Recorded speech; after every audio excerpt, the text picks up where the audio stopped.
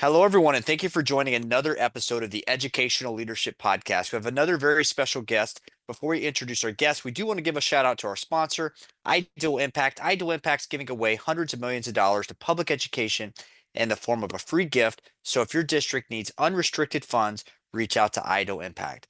Okay, today we have Superintendent Aquino with us today from San Antonio ISD. Superintendent Aquino, thank you for joining us. My pleasure. Happy New Year. Happy New Year. Well, just so our listeners get to know you a little bit, could you share some of your background and maybe little details on the district size and that sort of thing? Sure, we'll be happy to. I always like to say, Gary, that as an immigrant who came to this country as an adult and as a second language learner who's still trying to learn English, I am honored and humble to be able to serve as the superintendent of the Great San Antonio Independent School District. Like, who would have thought that someone like me from a developing nation, the Dominican Republic, would have been able to land this opportunity. So I like to say that I am living the American dream, but I also have a dream that one day all students in the city of San Antonio, and why not in this great country of ours, will be able to pursue a life without boundaries like I've had.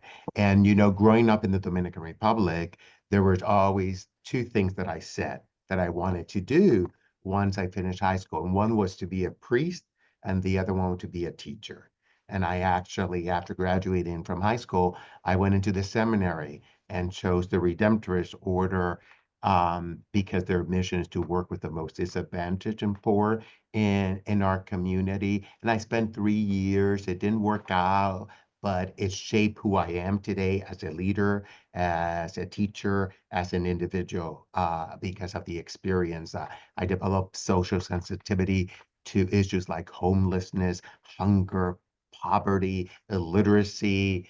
And then when that did not work out, I pursued my second passion, which was teaching, and began teaching back in Santo Domingo, Dominican Republic, and then was fortunate to be recruited by the New York City Board of Education as a bilingual teacher. And I've had every potential role in 5 districts in education. I've done New York City, Denver, Hartford, LA, and now in San Antonio.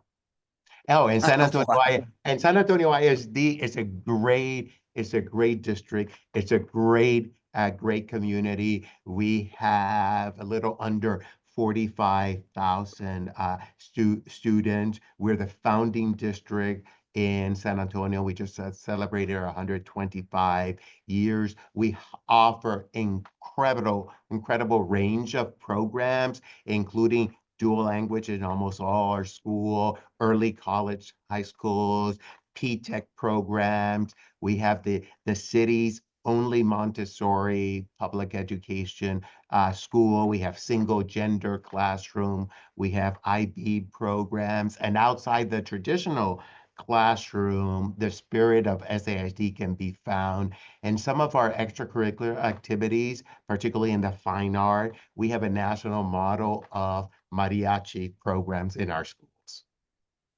Very cool, very cool. So I want to peel the onion back a little bit, if you will. So it's very interesting. New York, California, Texas, like, and I've heard about superintendents like within Texas going to different districts.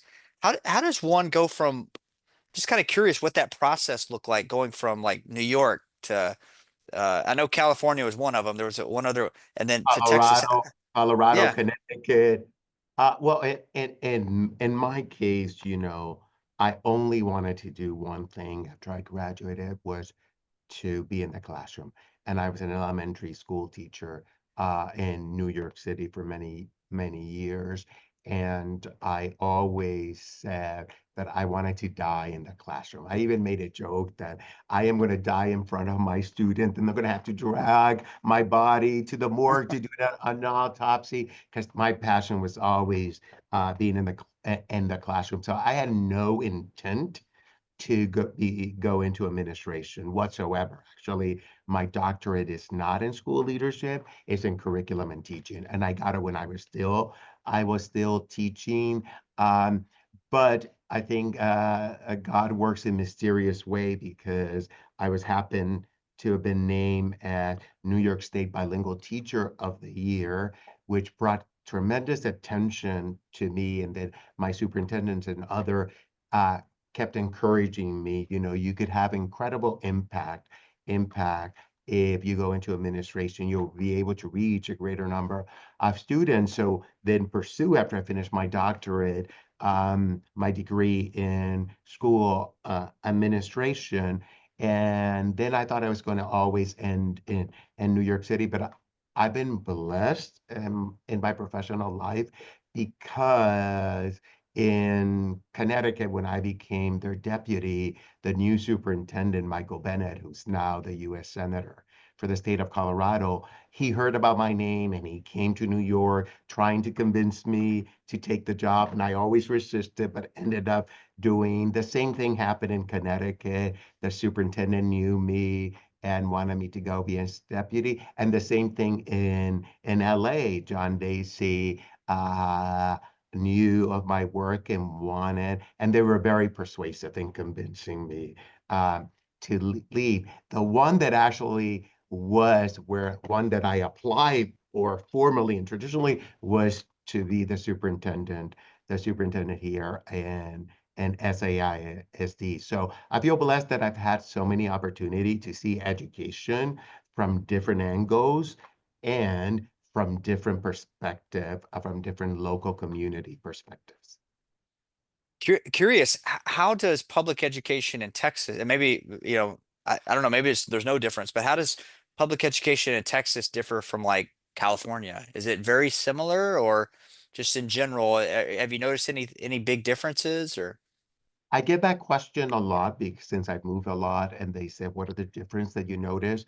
But because I told you that of what I wanted to do when I grew up when I was a kid, being both a teacher or a priest, I knew at an early age that I wanted to make a difference. So by choice, I have worked in urban public settings. So in all of the states that I've been in districts that are urban district. So the challenges of urban education are very, very similar. You know, the issue of poverty, second language learning, immigration, safety. They're very, very, very similar. So they're not significant difference.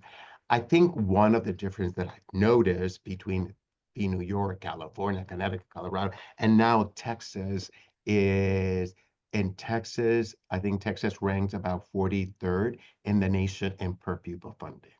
So I have not experienced other states where the per pupil funding is significantly lower than the national average. So that's a significant difference that I've noticed, and it has an impact on our ability to deliver high quality education and provide all the wraparound services that our student need.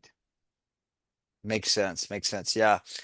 And that's a hot topic on a podcast consistently, is the funding piece in Texas, and that's why we have one of our sponsors is focused on funding. So it's interesting. It is a hot topic. So is that your prime? I know it's probably hard to pick one focus area, but if you were to pick a focus area that drives you in public education, is or that's the biggest dot on your radar screen right now? Is it funding or what, what are you passionate about in public ed right now? Uh, it's very different, the question of what I'm passionate about in public education and what's on my radar right now in terms of a top priority. So I'll give you that and then I can pivot to the passionate. Of course, funding is a big concern. My district faces a structural budget deficit of $54 million. And that's not because we have mismanaged our our funds. It's because our basic allotment, which is the term that Texas uses for per pupil funding, this year is $6,160 per student per year to educate. That has not increased since 2019. So back in 2019, the per pupil funding allocation was 6,160. 5 years later, we get the same amount despite a national inflation of over 22%. So my salaries have increased by 16% during the last 5 year period. Our utility has increased by 23%. Our property insurance has increased by 311% in the same period of time. We are also compounded here in the state of Texas because the state of Texas is still one of 5 states that still fund public education on average daily attendance. So even though I said to you that I get $6,160 per student, that's not really what my district gets. This year we got about 5,444, and that's because last year we ended at our attendance rate at 89% as a district. So for every percentage point in my district, we lose $3.1 million. So the state this year gave us about $35 million less. So that's a big challenge Mm-hmm. for us to be able to provide the high quality education. One of the other things that I am really, really passionate about, and that is also at the forefront of everything we do, is the understanding that public education goes beyond the mere academics in terms of improving reading, writing, science, and social studies. We actually, in public education, save lives. And since I've been here, this is my 3rd year, the mental health challenges of my students is something I have never experienced in my 39 years as an educator. And it's not only my students, but also my staff. I have a student advisory council that I meet every month. It's completely student led. And every single year, Gary, the students have elected 2 topics to focus: mental health and school safety. So it's a sad state of affair because probably when you were in school and when I was in school, we were focusing on, if we're going to talk to the superintendent, what are extracurricular opportunity, what is being served for lunch. But our students are telling us that they need more support for mental health and for school safety. And I'll give you an example. Last semester, so um, we prevented 4 suicides in our campuses from our students. Wow. 3 of them were actually prevented by teachers, and one was a student as young as 8-year-old who was actually saved by 3 8-year-old girls in our campuses. So I keep saying we are saving lives in public education. So I become very passionate about voices, lifting our student voices and making sure that we provide them all the support so that they can lead a productive life. So I'm a big advocate on mental health support, but we don't have all the resources that our students need. Wow. That's very powerful. And I see what you're saying about, what you're passionate about versus kind of right in front of you on the financial side. Curious, any thoughts on what's caused that shift on the mental health side? Um, yeah. So, couple of things. I think it was aggravated by coming out of COVID. Our students and families were in significant isolation when we closed school. So that created a lot of challenges for our students. I'd like to say this, that I relate to my students because I am San Antonio ISD. I'm an immigrant, so I know what the struggles of and the immigrant community is. I'm a second language learner, so I know what the struggles of a second language learner.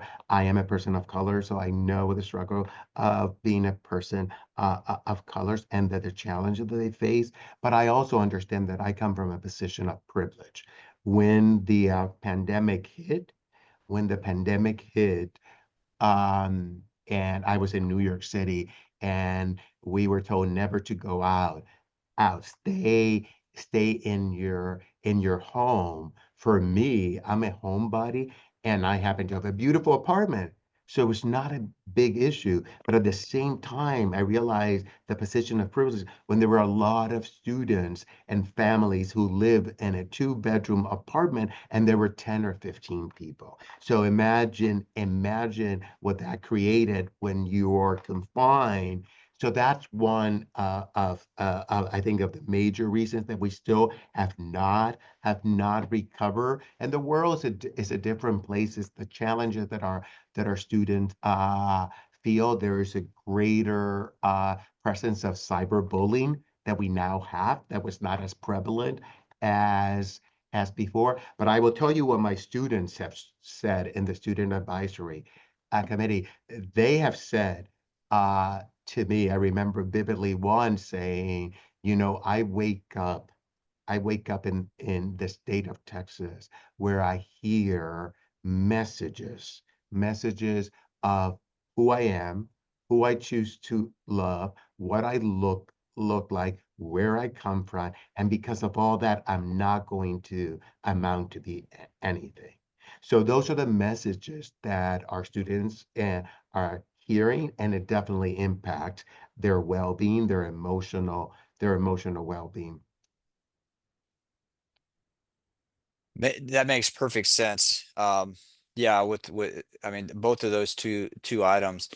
You did mention cyberbullying. I'm kind of curious. Um, it seems, and I noticed trends because I have lots of conversations with different superintendent. I think we have 100 episodes now with different superintendents around Texas and Oklahoma, and some board members too, but mostly superintendents.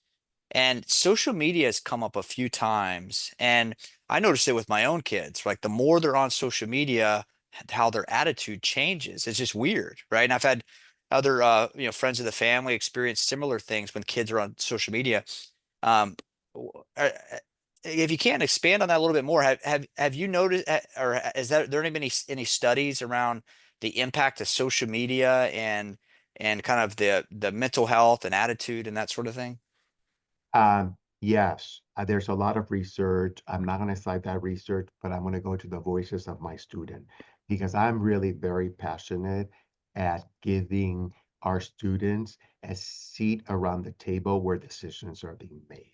And that's why we have this Superintendent Student Advisory Council. Our state of the district was student led. Every single advisory council we have students. We don't make a decision without asking students. This year, we're rolling out peace rooms in our secondary, and we're spending about $3 million that we didn't have, but the students were advocating that they needed a room where they can go and reset.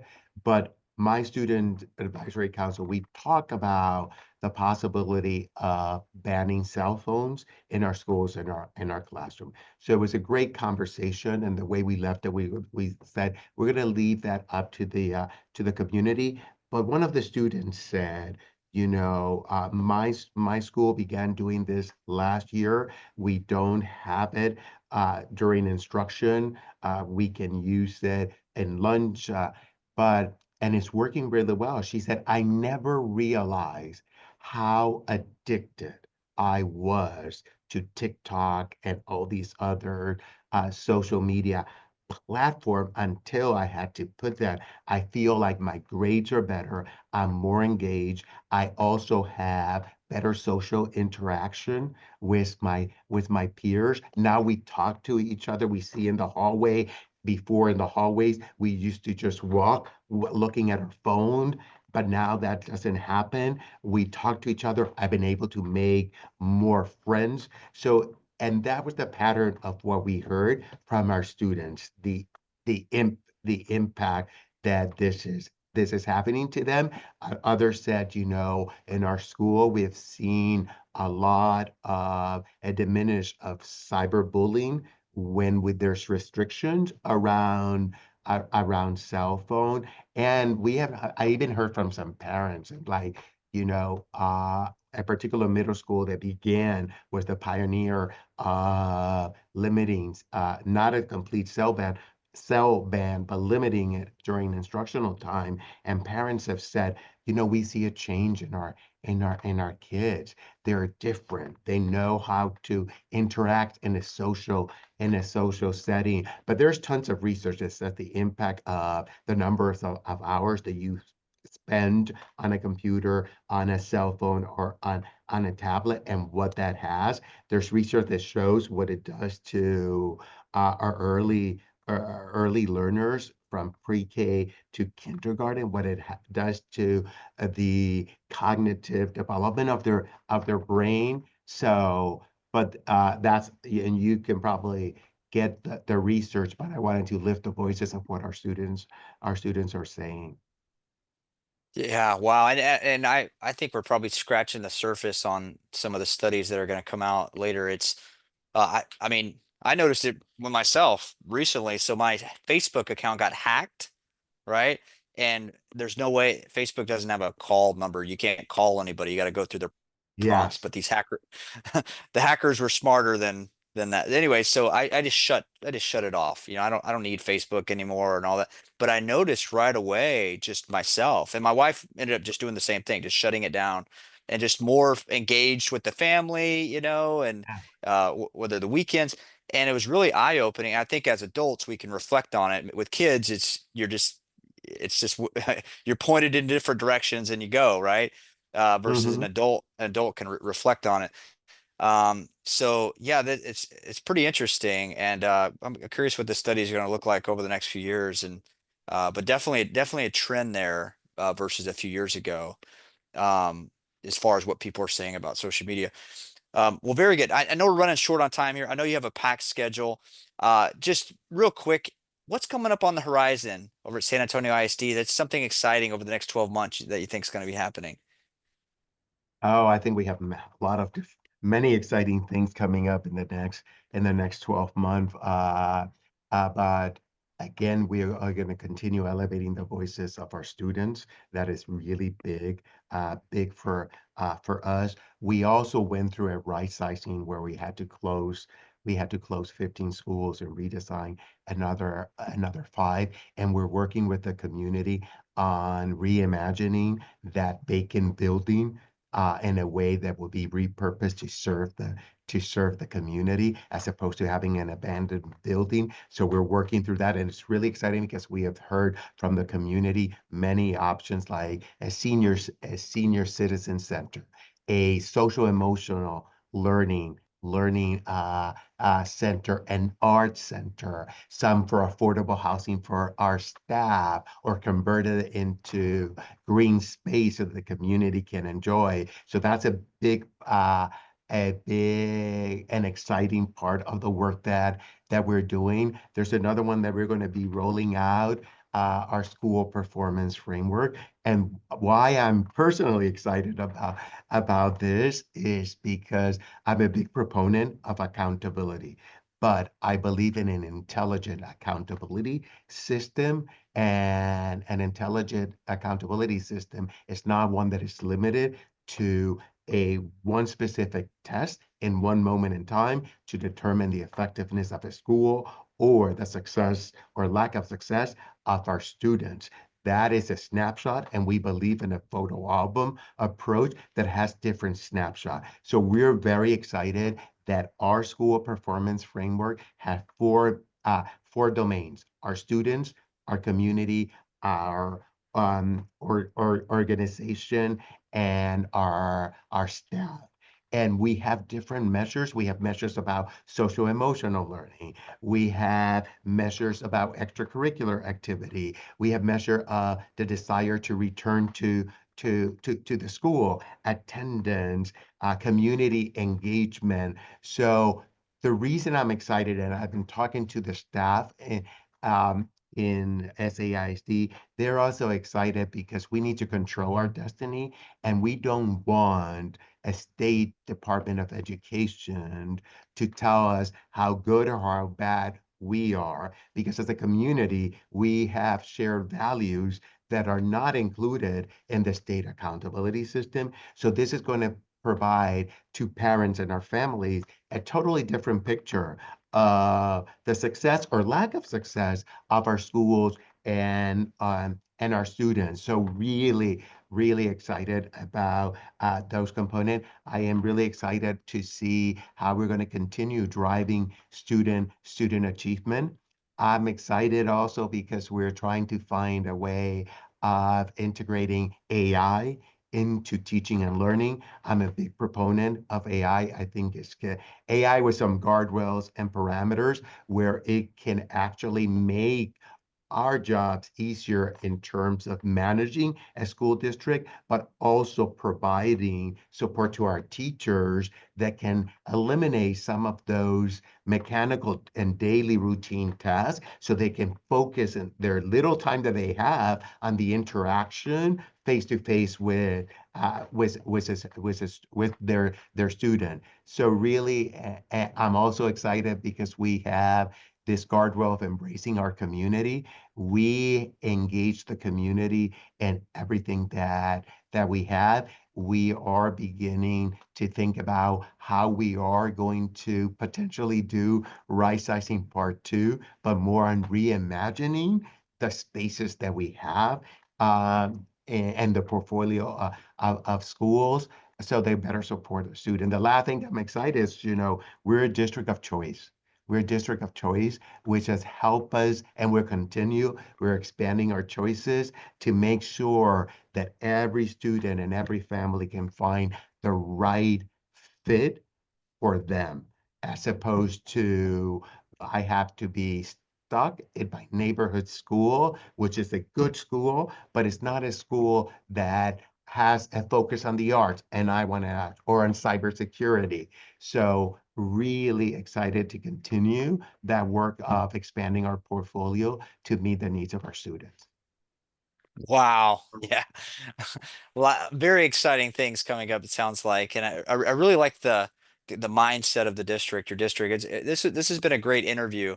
It's there's definitely something unique to your district, and that is something we want to share with our listeners is not all public education systems and districts and leaders are the same. They're all unique and provide different value to the community and to the students. And I really appreciate you being on the podcast today. No, I will tell you, I'm so glad you detected the uniqueness of the San Antonio Independent School District. I keep on saying I never wanted to be a superintendent. I always shied away because my passion is to be in classroom and work to support our students and our teachers. Because I'm a teacher of teacher. That's actually a title that I use here. I don't call myself superintendent. I call myself teacher of teachers. And I feel like I died and landed in heaven in San Antonio ISD, and it is because there's the spirit of familia. We don't say family, familia. There is something. The word family does not capture the essence of San Antonio and the essence of our school district to the point that we revisited our mission statement and came up with our declaration statement, which I'll end with that by reading it to you, which said San Antonio ISD is an inclusive familia that is the destination for transformational learning that makes the impossible a reality by demonstrating an urgent and relentless commitment to love, nurture, teach all our students as if they are our own so they can shape, they have the power to shape their world. Very proud of that declaration statement, probably the only mission statement in this country that has a word in Spanish. And we were strategic when we developed this collectively with all the stakeholders, that the word familia really captures the essence of who we are and the work that we're doing. We're going into a very difficult political climate, but we are a familia, and as a familia, we provide a welcoming environment to all our students, regardless of their immigration status, who they choose to love, the color of their skins, where they come from. Everybody here, we promote a love for humanity in all its form and shape. We're truly a familia, and as a familia, we'll stand together and we're going to conquer the world and make miracles happen for our kids. Fantastic. Yes, yes. I imagine the connectedness and the shared vision makes an impact in so many different ways in the district. Very positive impact. And well, thank you so much for being on the pod. I'd love to have you on again in the future as things continue to as y'all achieve some of your goals and your vision that you have for the next 12 months. And love to have you on here again. But thanks again for making time. Thank you. Thank you. Thank you, guys. Have a good one. Abs Absolutely. Okay, we are going to close out now. And before we do close out, we do want to give one final shout out to our sponsor. And we want to thank our listeners for attending today. Hopefully, you got a lot out of today's interview and saw the unique district at San Antonio ISD and the leadership style and the community and culture that's been built out there. And we do want to give one final shout out to our sponsor, Ideal Impact. Ideal Impact's giving away hundreds of millions of dollars to public education in the form of a free gift. So if your district needs unrestricted funds, reach out to Ideal Impact and stay tuned for future episodes of the Educational Leadership Podcast.